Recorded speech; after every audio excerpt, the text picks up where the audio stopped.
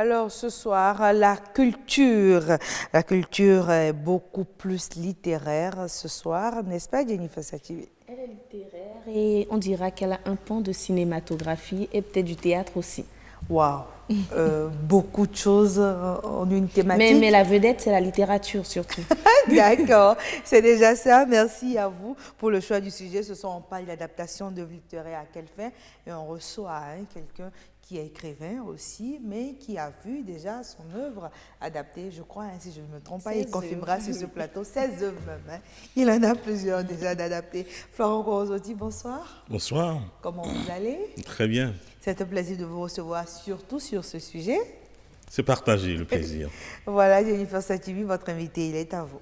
Oui, Agnès, je propose juste avant de commencer l'entretien, on va peut-être suivre une interview, un extrait qu'on a réalisé sur le sujet qui va nous plonger dans le vif de l'entretien. Avec l'évolution du temps, beaucoup de personnes n'ont plus le temps de lire les ouvrages. Donc, on a commencé par trouver des adaptations ou au théâtre ou au cinéma. Au théâtre, on peut aller s'asseoir dans un théâtre, regarder, parce que l'œuvre à partir de ce moment-là prend vie. Des personnages de papier deviennent des personnages en chair et en os, et puis on vit mieux l'œuvre, même si ce n'est pas forcément la même chose que le texte de départ.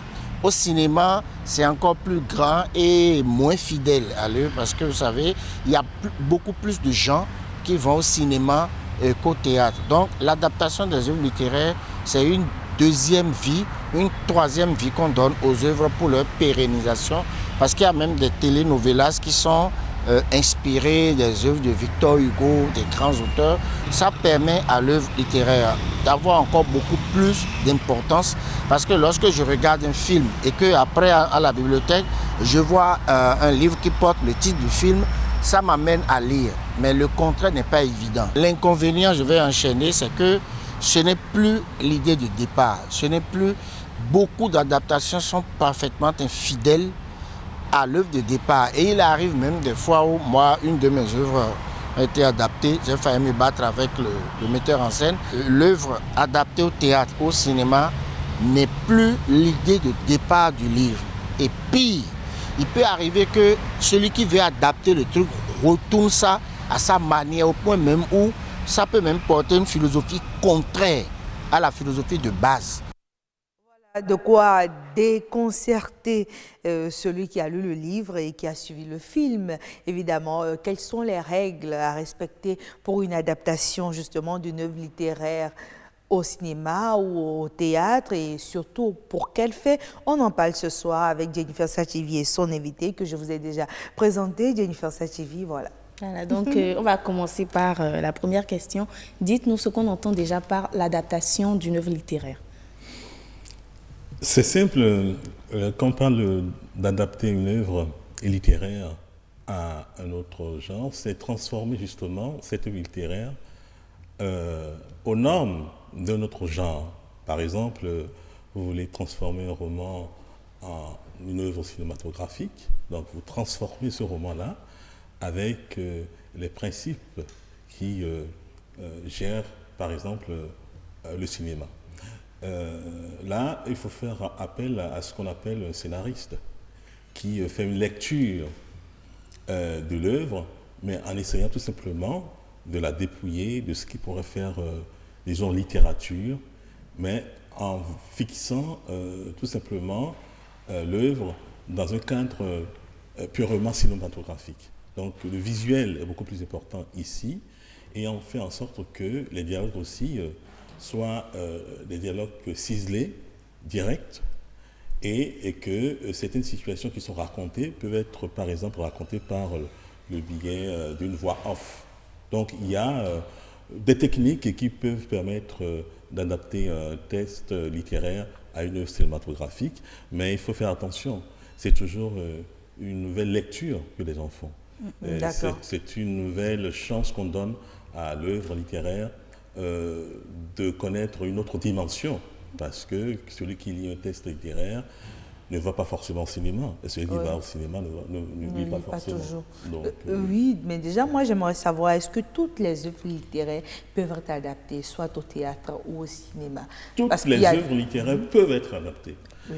Ça dépend de celui qui veut faire l'adaptation. D'accord. Et de comment il s'y prend. Et de comment il s'y prend. Parce que généralement, vous savez, lorsque le cinéma a commencé, les premiers scénaristes étaient, disons, en panne d'inspiration. Et donc, ce qu'ils ont trouvé sous la main, c'était les œuvres littéraires. C'était les pièces de théâtre, c'était les romans et parfois les opéras. Ils utilisent ça pour faire leurs films et ils utilisent toutes les astuces qu'on pourrait utiliser dans la cinématographie, dans l'art cinématographique, pour pouvoir produire les films. Donc, c'est tout à fait...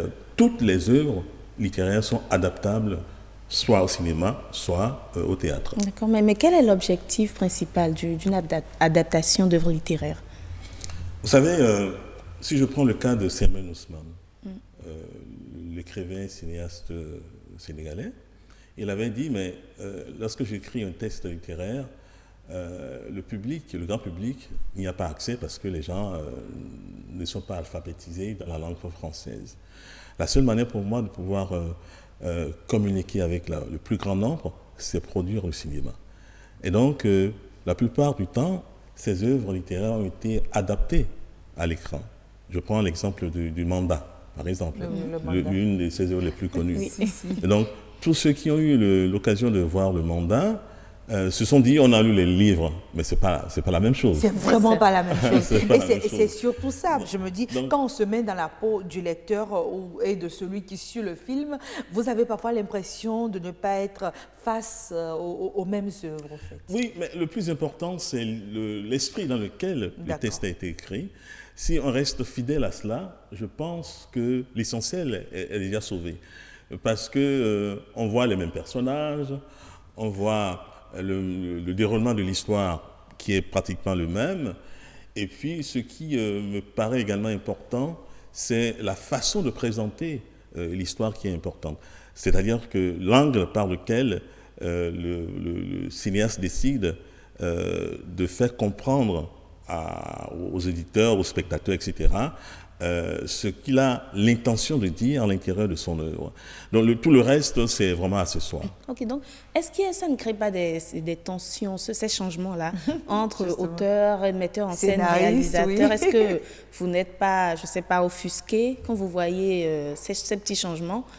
Il y a deux attitudes à avoir, où on fait confiance aux producteurs et La aux fameuse cinéastes, confiance. ou alors on est vraiment tatillon, mais si on est sur le dos du réalisateur, le réalisateur va se sentir complètement sous pression et ne pourra pas faire son travail.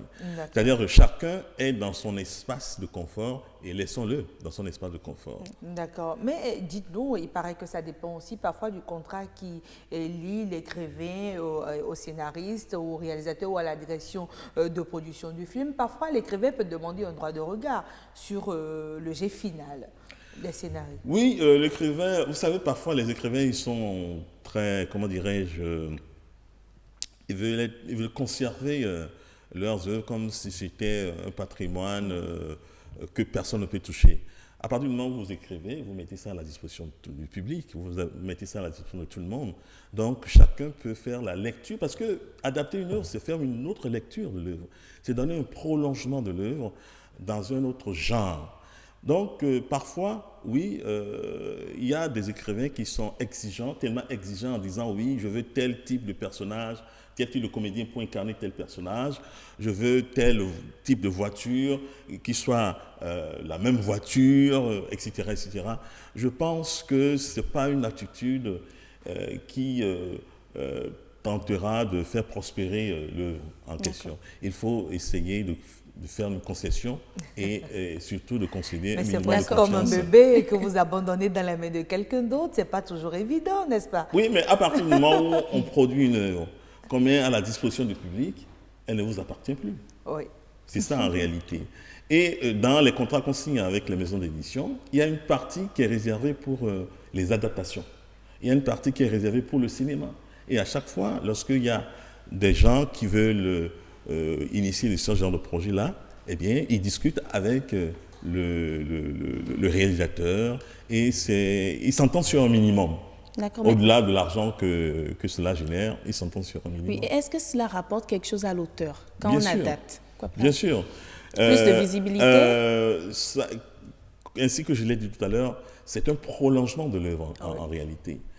Ceux qui n'ont pas l'habitude de lire, ils vont regarder le film. Et puis, ça donne une autre dimension à l'œuvre. À partir du moment où on dit, telle œuvre a été adaptée à l'écran, les gens disent, ah bon, ça existe même en littérature. Ceux qui ont l'habitude de lire, ils iront vers cette œuvre-là. Il arrive de faire le schéma contraire. Oui, exactement. Parce que il y a beaucoup de gens qui aiment aussi lire et qui vont au cinéma. Oui. Et puis, ça rapporte de l'argent à l'auteur parce que l'éditeur prend 50% et l'auteur prend également 50%. Des fois, on se rend compte après cinéma qu'il y a des bouquins qui sont vendus quand il s'agit d'adaptation. Il y a des exemplaires du livre adaptés qui sont vendus à la fin dans les salles de cinéma. Donc ça... Oui, ça se fait. C'est pour ça que je dis que ça donne une autre vie au livre en question. Je donne le cas de mon ami Laha, qui a écrit Pourquoi moi ? Il en a fait une adaptation cinématographique. Et sur la couverture du livre, il a pris une photo du film, il l'a placée sur le livre. Donc les gens disent, ça veut dire que c'est réel. Or, c'est juste une photographie. Et puis, quand il prend par exemple des acteurs comme Gourou, ça donne également une autre dimension, une nouvelle dimension au film, donc au livre. Mais comment se fait la collaboration entre les auteurs et ces metteurs en scène et réalisateurs? Vos œuvres ont été adaptées plusieurs fois, donc est-ce que vous avez eu une part active? Non, moi j'ai demandé à ne pas intervenir. Pourquoi ce choix? Parce que j'estime que quelqu'un qui prend la liberté de relire mon texte, je lui concède totalement cette liberté-là. Mais je lui dis, il faut faire attention. Je veux que l'esprit dans lequel j'ai écrit ce texte-là demeure. Et généralement, par exemple, il y a eu à Nice, je crois, je ne sais pas quelle année, mais ça date de longtemps, une compagnie qui a décidé de transformer un de mes livres, L'homme dit fou et la mauvaise foi des hommes, en un spectacle de conte. Certes, il y a du fantastique dans ces textes-là, mais je voulais voir exactement comment ils allaient l'articuler au conte.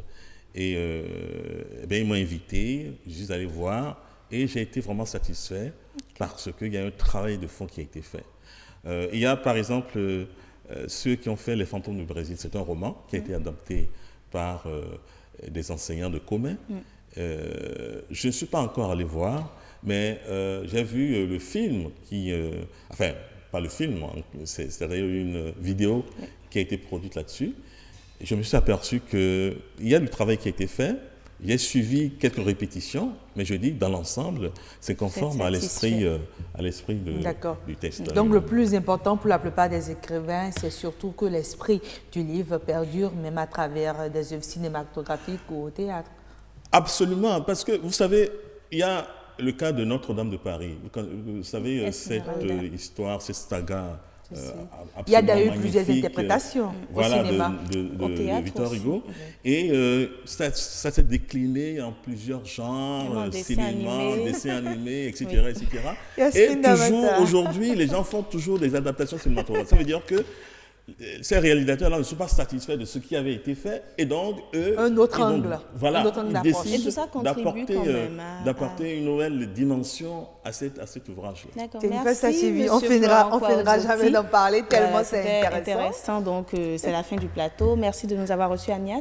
Oui. Et merci d'avoir accepté notre invitation.